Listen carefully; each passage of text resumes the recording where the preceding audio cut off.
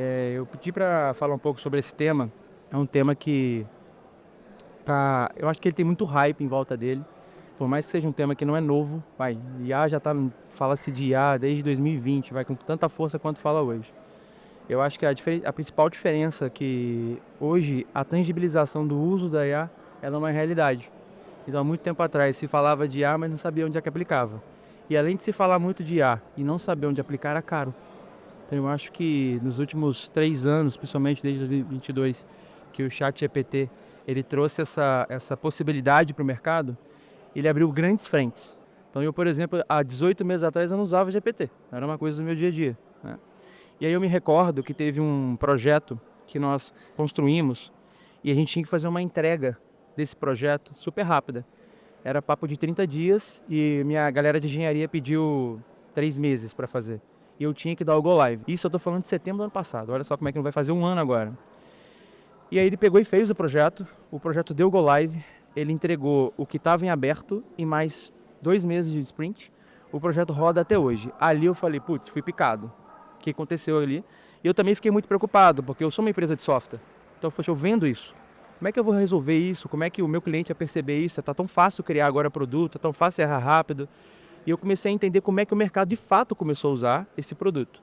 Depois eu tinha uma startup que eu tinha um time gigantesco de 1 ano e meio de roadmap e eu fiz isso em mais uma semana. Então eu já entendi o seguinte, agora a barreira de produto ela mudou muito, ela simplificou.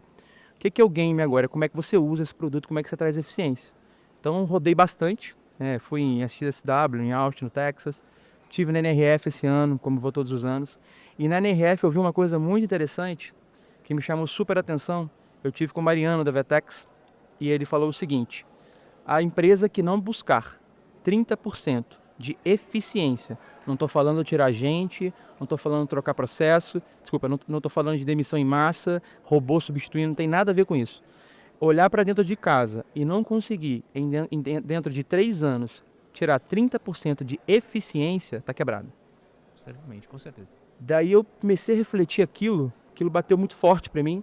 E quando ele começou a trazer os cases de eficiência, eu falei, cara, faz total sentido. Porque, por exemplo, um dos cases de eficiência é a precificação dinâmica da C&A. Então hoje a gente tinha aquela ideia que a mesma roupa tem que custar o mesmo preço porque a marca C&A vende a camisa branca. Não, esse preço ele tem que variar. Ele tem que variar de acordo com onde é a sua loja, ele tem que variar de acordo com quem é o seu cliente, ele tem que variar de acordo com quanto você tem no estoque. Eu acho que fazer isso antigamente ou era muito custoso ou era muito complexo. Ou não Hoje estava no isso timing ideal. é um modelo fazendo o processo. E ele falou outra coisa super interessante, que como essa eficiência ela está aberta ao mercado, se você não buscar essa eficiência, você vai ter um problema com precificação. Porque se o teu concorrente conseguir buscar essa famosa eficiência, ou seja, aquele colaborador que fazia 10 atendimentos dia, por exemplo, agora ele faz 30.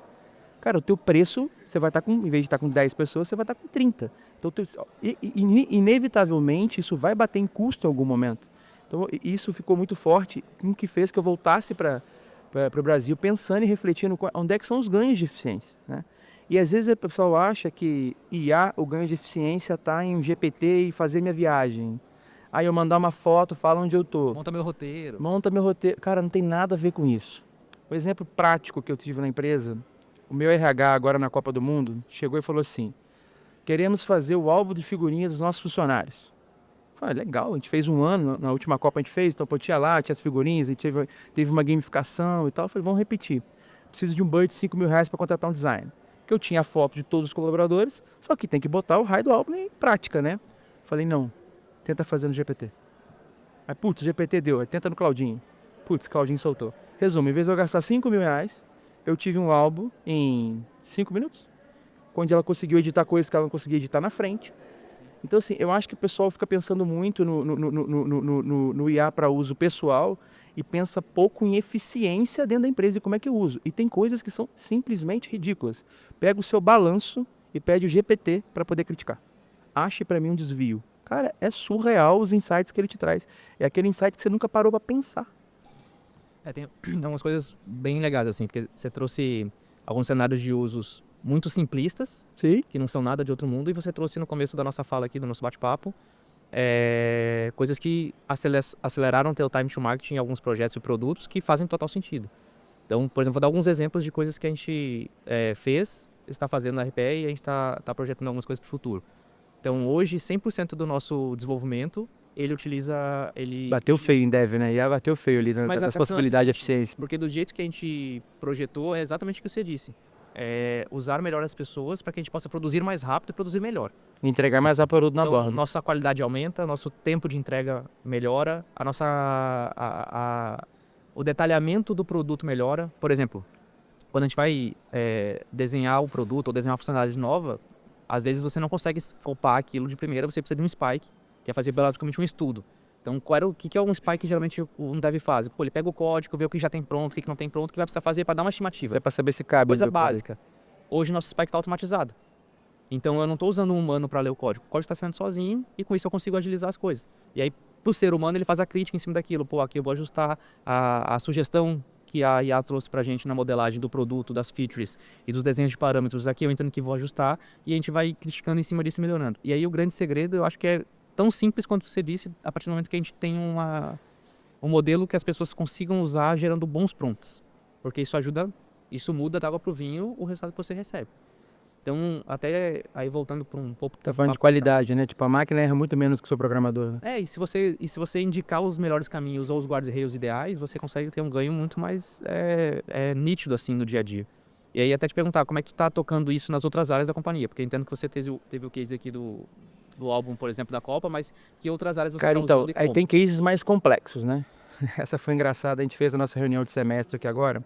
E uma das metas era trazer eficiência em folha e em redução de custos, que seja de uma maneira geral. E o número era R$100.000 mês. Esse era o número. Então, trocar um software para fazer indicado através de IA, enfim, pegar uma área que tinha 5 pessoas, talvez deixar com 3, enfim, para poder facilitar a velocidade, aumentar a velocidade de faturamento. Tinha várias frentes abertas lá. Tá? E aí, cara, bateu uma meta. Foi animal. Eu falei, caralho, parabéns, palminha e tal. E aí comecei a descer a linha ali do balanço. Eu falei, pô, beleza, vamos ver o que tá acontecendo aqui. Aí vi lá a linha de IA. Porra, era 10, virou 100. Foi caralho, que resultado horroroso, né? Tipo, uma linha compensou a outra.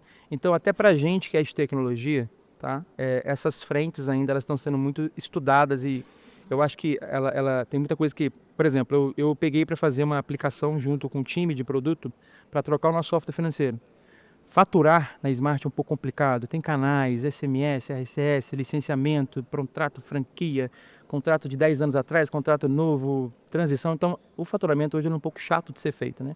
Então, não existe uma solução de mercado que você contrate pronta para fazer. Então, eu tive que customizar muito pelo meu negócio.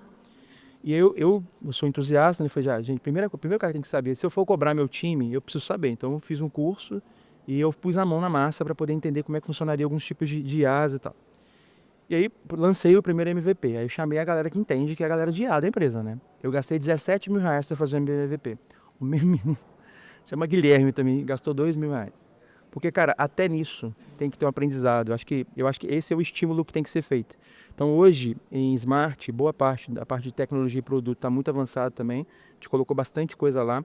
A gente pegou nosso front-end todinho hoje e jogou ele através de IA. Não só para poder ganhar eficiência. Uma coisa que a gente nota nas operações de atendimento é um front amigável.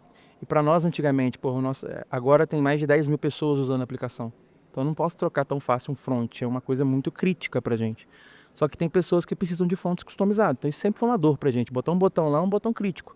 Hoje não. Hoje, com a troca que a gente fez, eu consigo colocar um botão, tirar um botão customizado para determinado tipo de pessoa muito rápido. Porque a gente trocou a tecnologia. Outra coisa que a gente tinha uma fricção muito grande era a parte de relatório. Putz, cada um queria de um jeito. Eu quero mapinha aqui, eu quero mapinha lá, eu quero não sei o quê. Parece simples, mas realmente facilita o dia a dia. A gente lançou agora o Metrics, que é um relatório totalmente voltado em IA. Tudo isso já está em produção hoje, tá? Então a gente está procurando entender aonde eu consigo levar eficiência dentro da companhia. Mas eu também tenho que puxar a orelha um pouco. Acho que todo mundo já deve ter recebido um relatório gerado pelo GPT aqui, né? Eu já falei pro meu time agora, falei assim, chega gente, vamos lá, tá muito cara padrão. Você vê nitidamente os 3 bloquinhos embaixo com os ofensores, a solução no meio e os bullets de onde ele pensou em cima. Não faz sentido mais. Então uma das coisas também, por mais que IA ela está revolucionando de fato, tá? O uso, a gente também tem que saber aplicar. Então eu já tenho falado, olha, se o cara chegar na minha mesa agora com um PPT gerado 100% por IA, se ele não pensou, se ele não leu o número, ele vai tomar porrada. Porque eu vou ler o número, e se o número não está dizendo é porque ele usou IA para gerar. Então isso é um desafio também, você acelerar, mas ensinar a adoção. E especialmente você entender que nem tudo, especialmente quando a gente está falando de IA generativa aqui, nem tudo que ele vai te entregar tá Tem fielmente muito correto, erro, tá, você gente? precisa Muito analisar. cuidado. Tem muito erro. Por enquanto, em alguns modelos tem mais erro do que acerto. A acurácia ela vai aumentando ao longo do tempo a partir da maneira que você ajusta os guardrails daquela dinâmica e a partir do momento que você alimenta e indica acertos e erros. Porque aí ela vai aprendendo ao longo do tempo, quanto maior a base, maior a assertividade, consequentemente, a acurácia de tudo vai acabar melhorando. Tem uma coisa que a gente fez na RPE que ajudou bastante, que é assim, hoje todo o nosso código a gente inseriu nos LLMs da companhia, tudo dentro do compliance. Se a gente pensar, nosso sistema da RPE, a gente tem um processamento de meio de pagamento, então acaba sendo uma coisa muito complexa do ponto de vista de parâmetros e regras, porque cada cliente pode ter um parâmetro de regra de cobrança diferente, juros, enfim, cada aplicação e lançamento financeiro pode ter uma consequência diferente na operação. Então, era muito comum a gente ter a dúvida de se eu habilitar tal parâmetro, o que pode acontecer, quais são os impactos. Onde é que vai dar problema? Onde que pode impactar, o que vai acontecer com a minha operação, Já vi muito e se eu isso. fizer simular. O que aconteceu? A gente colocou a nossa estrutura e o nosso código todas nas nossas LLMs, e os nossos times hoje de atendimento e os times técnicos consultam. Então, eles fazem Se perguntas. tirar os juros aqui, vai mudar uma hora lá. Se eu mexer nesse parâmetro aqui, qual o atrás impacto vai nessa mudar. operação? Na conta ativa, se eu fizer desse jeito, com a fatura em tanto, o que acontece? Então, no final do dia, isso atende melhor o cliente, isso ajuda a gente a escopar melhor o produto, isso tira dúvida de incidentes que eventualmente aconteçam.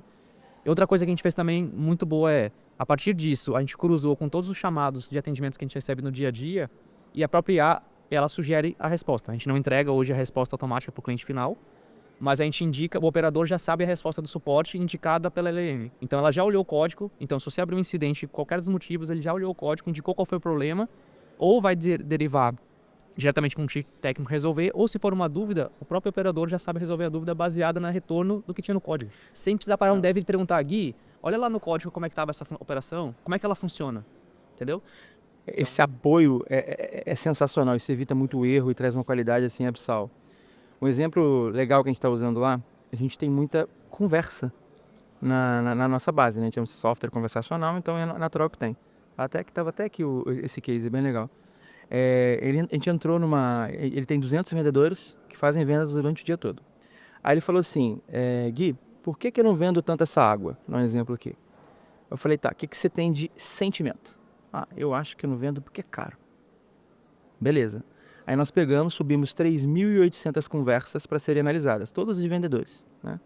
E cara, a gente fez isso sem sacanagem, sei lá, em 3 horas. Óbvio que a gente já tem um modelo que faz tudo preparado por trás, né? É simplesmente jogar no Cloudinho e não vai cuspir isso tão simples. Você modelou antes. Exato, modelei, já tem um modelo pronto para isso. Cara, e o mais sensacional é que quando eu mostrei para a pessoa, ela falou assim, caraca, eu não pensava. O primeiro motivo não era preço. De fato, o preço era o segundo. Mas o primeiro motivo, com 35%, era estoque. Aí, se Ou você não tivesse seja, feito uma análise de massa de dados tão rápida... Exatamente. Então, assim, na prática, sempre se falou que era preço. O preço realmente era o segundo, porque de fato era muito caro. Mas no final do dia a questão era o estoque. E aí, além de passar que era o estoque, ele passava, inclusive, bullets. Cara, os concorrentes que foram falados foram esses. Esses operadores aqui, essas personas aqui, por algum motivo, têm um tempo de resposta maior. Então, ela vai trazendo alguns insights. De novo, e isso é uma coisa super importante, né? A gente mudou um pouco o conceito de smart, porque a gente percebeu uma coisa muito clara em A, porque ela solta muito insight e pouca ação. Na hora que você fala assim, o que eu faço, ela fala, veja bem. Aí ela se perde todinha. O mais importante também é saber ler esse insight e aplicar, porque muitas vezes esse insight pode dizer coisa errada e você pode fazer caca na operação. Sim. Tem algumas coisas assim que são importantes que a gente vem aplicando, né? Então, eu falei, por exemplo, dessas questões da operação de dia a dia.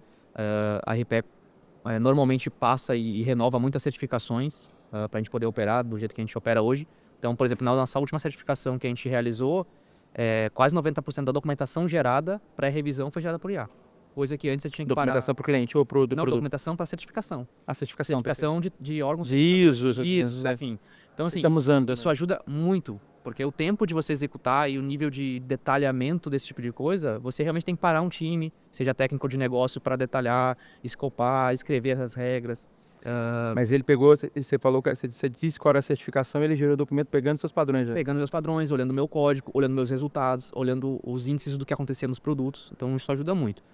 E uma outra coisa que a gente estava falando aqui é assim, e é entender como é que você está rodando na Smart também. Porque uma coisa é a gente tá falando de IA generativa, eu vou inserir um dado, eu vou responder, eu vou ter um modelo gerado, mas como você está usando hoje, se está usando, como é que está a estrutura de agentes? Você tem agentes próprios rodando dentro de casa, você cria agentes para gerar automação, para gerar modelagem, como é que está essa estrutura dentro da Smart? Pra você ter ideia, a gente estava com muito problema de 7 meses para cá, a gente começou a lançar muito agente generativo. E aí o teste era 100% humano. E cara, subia sempre muito cagado, era muito lento para poder homologar. Agora uma coisa que a gente criou um agente que monitora o agente. Então toda vez que eu subo uma IA de conversacional agora, eu peço para uma outra IA minha, que é um QA, testar. Então ela faz inserção de código para ver se... Porque uma coisa muito perigosa, o pessoal ainda não está atentado, é o índice de segurança e falha que tem uma IA, tá? É grande. Então tem que tomar muito cuidado antes de utilizar. É rápido, mas tem muito, mas muito furo. Muito furo. Tô vendo coisas absurdas acontecendo. E a gente criou um agente, por exemplo, para facilitar os testes de conversação. Isso está acelerando o processo. Outro agente que a gente está fazendo agora, por exemplo, é o financeiro, auditando. Pô, todas as vezes eu mandei o boleto tal para o Vinícius a R$10. O boleto do Vinícius mudou muito. Ops, manda um e-mail para alguém para poder avisar que esse e-mail, pelo menos para certificar se não está fora do padrão. Outro que a gente está querendo fazer agora é para a parte de atendimento do CS, dos clientes CS. Putz, monitorando o percentual de uso da plataforma. Putz, caiu em WhatsApp. Putz, vamos ligar lá antes, depois. Então, a gente está querendo ser preditivo. A maioria dos agentes que a gente criou são de predição. Legal. Tu falou num ponto que a gente está executando lá. A gente tem dentro da estrutura da RPE, o nosso time de observabilidade e monitoria, a gente tem agentes para cada frente de operação. Então, hoje são os agentes que monitoram automaticamente toda a operação da gente, qualquer desvio padrão, seja de volume de transação, de ticket médio, de tempo de resposta, de operação, a gente consegue ter o retorno, antecipa para o time, faz a abertura da chamada, ela já entra para o ticket automaticamente, aí segue todos aqueles padrões que eu te comentei, e isso agiliza muito, porque o humano ficar olhando 50 telas... E ele vai errar. Ele vai errar, uma hora ele vai errar. Então, não quer dizer que a IA não vai errar, mas a gente está diminuindo muito a quantidade de erros e a gente acelera muito a assertividade e o uptime das operações. Eu acho que o recado que tem que ficar assim, primeiro, cara, que tem que usar. Aquilo que eu falei lá em Nova York, cara, põe esse número na sua cabeça. Eu tenho rodado o mercado e ele tá bem coeso. 30% de eficiência nos próximos 3 anos. Tem que achar. Se não achar, tem um problema no teu business, tá? Uma outra coisa, eu fiz um TEDx agora em Lisboa, foi super legal. E eu falei um tema que também tem que tomar cuidado com o uso. Senão daqui a pouco, gente, a IA não vai precisar da gente, né? Vai ter um padrão. Então, a gente atende uma grande rede de saúde aqui e um dos atendimentos que eles queriam automatizar era a parte de liberação de plano de limites de alto valor. E quando a gente começou a ouvir as ligações e ler as ligações, era uma mãe pedindo para autorizar o plano de tratamento de câncer do filho. Meu, não dá para apoiar nisso, cara. Não dá. Então eu acho que a gente tem que, de fato, assim, não trazendo a complexidade para o processo, mas de fato avaliar as frentes e ainda onde tem que ser humano, onde você poder manter humano, que faça a diferença. Cara, eu pegar uma segunda via de boleto não faz diferença nenhuma se é o Vinícius ou se é um robô fazendo. Eu fazer um acolhimento num tipo de atendimento desse faz total diferença. Total. Então acho que assim, essa clareza do que você quer ir buscar nessa eficiência, juntando com o seu DNA de marca, vai fazer uma diferença danada para você buscar esse resultado com eficiência, com qualidade ainda e se diferenciar. Eu acho que isso é uma coisa que tem que ficar claro, pessoal. Quem conseguir colocar calor humano na IA vai se diferenciar, não vai fazer aquele padrãozão que está todo mundo fazendo já. A gente está batendo muito sobre isso. Eu concordo bastante contigo, eu tenho um pensamento que assim, acho que todo mundo tem que aplicar, todo mundo tem que usar IA. Não usar não faz nenhum sentido. Então quem não usou, quem não está usando já está errado, assim. Quem está usando pouco também. A questão é, vamos usar, aprender com os erros e entender como é que a gente melhora isso. Porque assim, a grande adoção, ela serve para a gente poder aprender, testar e errar rápido e melhorar. Então acho que esse é o ponto, assim, todo mundo na companhia usa e a partir do momento que a gente começa a usar cada vez mais, a gente entende onde que são os modelos, para onde que é o melhor caminho, onde que ajuda mais, onde que ajuda menos, para a gente poder ser mais assertivo e que os resultados sejam melhores. E esse lado humano, com certeza, faz toda a diferença. Não, tem que ter essa pitadinha, nós estamos de novo, né? Não vai precisar da gente, vai ser um padrãozão e tal. E, de novo, estimulem seu time a trazer projetos por IA, pessoal. Vocês vão ficar assustados com a velocidade que isso vai acontecer. É muita coisa importante para gerar. Obrigado mais uma vez por ouvirem a gente aqui. Obrigado, Vini. Valeu, pessoal. Um abraço, tchau.